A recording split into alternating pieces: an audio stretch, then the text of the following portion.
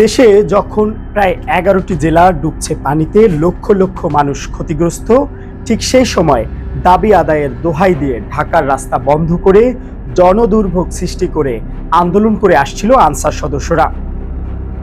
গতকাল তাদের রেস্ট প্রথা বাতিল ও জাতীয়করণের বিষয়ে আশ্বাস দেওয়ার পরেও সচিবালয়ে আটকে রাখা হয় উপদেষ্টা ও সমন্বয়কদের। এরপরে ঘটে সংঘর্ষ, হামলা চালানো হয় শিক্ষার্থীদের উপর। এই নৈরাজ্যের পিছনে কারা আছেন, কি তাদের পরিচয়?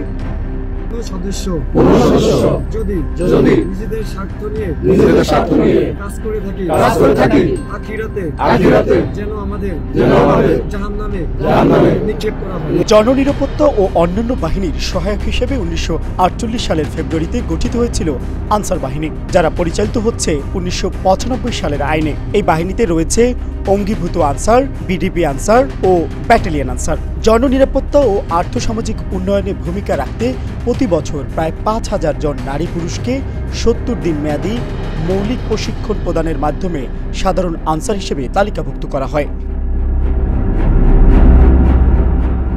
এই তালিকাভুক্তদের মধ্যে আগ্রহীদের অঙ্গীভূত বা ভাতাভোগী আনসার সদস্য হিসেবে সরকারি ও বেসরকারি প্রতিষ্ঠানে নিয়োগ করা হয়। এক্ষেত্রে নিয়োগপ্রাপ্ত স্ব প্রতিষ্ঠান তাদের ভাতা ও ব্যয় বহন করে। এছাড়াও নিয়োগে বলা আছে ৩ বছর চাকরির পর ৬ মাস বিরতি থাকবে, যাকে রেস্ট প্রথা বলা হয়।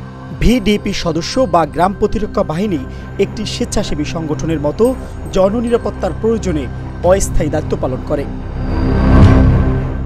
যেমন জাতীয় ও স্থানীয় নির্বাচন, পরীক্ষা ও পুজোয় ইত্যাদি, যে কাজের জন্য নির্দিষ্ট পরিমাণে ভাতা দেওয়া হয়। অপরদিকে ব্যাটালিয়ন আনসার জননিরাপত্তার প্রয়োজনে সরকার বা সরকারের অধীন কর্তৃপক্ষকে সহায়তা করে, যাদের নির্দিষ্ট স্কেলে সরকারি কর্মকর্তাদের মতো বেতন ভাতা দেওয়া হয়। দেশে অঙ্গীভূত আনসার সদস্য রয়েছে ৯৫,০০০, ভিডিপি ৫৮,৮৭,০০০ ও ব্যাটালিয়ন আনসার ১৮,০০০। এবারে এই আন্দোলনের দিকে নজর দেওয়া যাক। ঘটনার শুরু ২ সপ্তাহ আগে।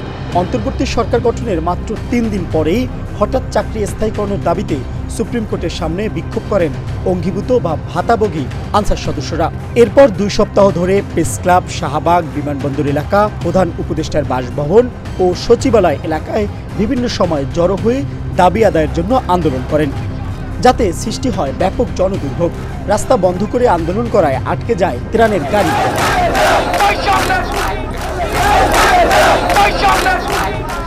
রোববার মহাসমাবেশের ডাক দিয়ে কয়েক হাজার অঙ্গীভূত আনসার সদস্যরা দুপুর ১২টা থেকে সচিবালয় ঘেরাও করে রাখে।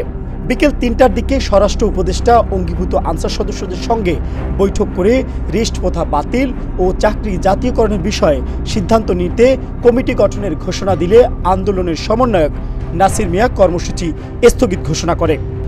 তার কিছুক্ষণ পরই আবারও আন্দোলন শুরু করে আনসার সদস্যরা। এতে সচিবালয়ে অবরুদ্ধ হয়ে পড়েন কয়েকজন উপদেষ্টা, আনসারের ডিজি ও সমন্বয়ক সহ কর্মকর্তা কর্মচারীরা। কেউ সচিবালয়ে এ সময় প্রবেশ কিংবা বের হতে পারছিলেন না। এরই মধ্যে রাত ৮টায় আনসারের ১০ সদস্য নিয়ে আবারও বৈঠকে বসেন অন্তর্বর্তীকালীন সরকারের কয়েকজন উপদেষ্টা ও সমন্বয়ক।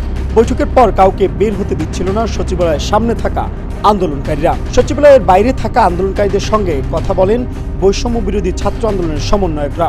এ সময় হঠাৎ উত্তেজিত হয়ে শিক্ষার্থীদের উপর হামলা চালায় আনসার সদস্যরা। এরপর আটকা পড়া সমন্বয়কদের ফেসবুকে পোস্ট দেখে শাহবাগ ও রাজু ভাস্কর্যে জড়ো হন ছাত্র জনতা। প্রেস ক্লাব এলাকায় গেলে ঘটে সংঘর্ষের ঘটনা। হামলায় সমন্বয়ক হাসনাত আবদুল্লাহ সহ আহত হন অন্তত ৪০ জন। এক পর্যায়ে পালিয়ে যায় আনসার সদস্যরা। ঘটনাস্থলে আসে সেনাবাহিনীর সদস্যরা। পরিস্থিতি নিয়ন্ত্রণে এনে আটক করা হয় অন্তত ৩৫০ জন আনসার সদস্যকে।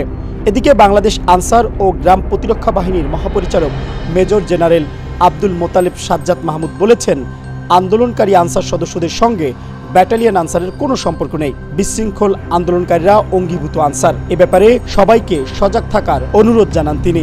প্রশ্ন উঠেছে, দেশের মানুষ যখন বন্যার মতো প্রাকৃতিক দুর্যোগ মোকাবেলায় হিমশিম খাচ্ছেন, ঠিক তখনই হঠাৎ করেই কেন আনসার সদস্যরা আন্দোলনের নামে নৈরাজ্য শুরু করেছেন? এ নিয়ে সামাজিক যোগাযোগ মাধ্যমে সাধারণ মানুষ নিজেদের মত প্রকাশ করেছেন। জাতির এই ক্রান্তি লগ্নে এই বাহিনীর আচরণে ক্ষুব্ধ সবাই। অনেকেই আনসার বাহিনীকে বিলুপ্তির দাবিও জানিয়েছেন। এর আগেও চাকরি জাতীয়করণের দাবিতে ১৯৯৪ সালে আন্দোলন করেছিল আনসার সদস্যরা। সে সময় 3 দিন পর বিদ্রোহ থামে। বিদ্রোহের পর তৎকালীন আনসার বাহিনীর মহাপরিচালক মেজর জেনারেল সৈয়দ বদরুজ্জামান ও উপমহাপরিচালক ব্রিগেডিয়ার ইমতিয়াজ আহমেদকে সরকার বাধ্যতামূলক অবসরে পাঠায়। আনসার বিদ্রোহের ঘটনায় শাস্তি হিসেবে প্রায় 2500 আনসার সদস্যকে গ্রেপ্তার ও চাকরিচ্যুত করা হয়েছিল। Mohammad Shafiqul Islam, Asian television, Dhaka.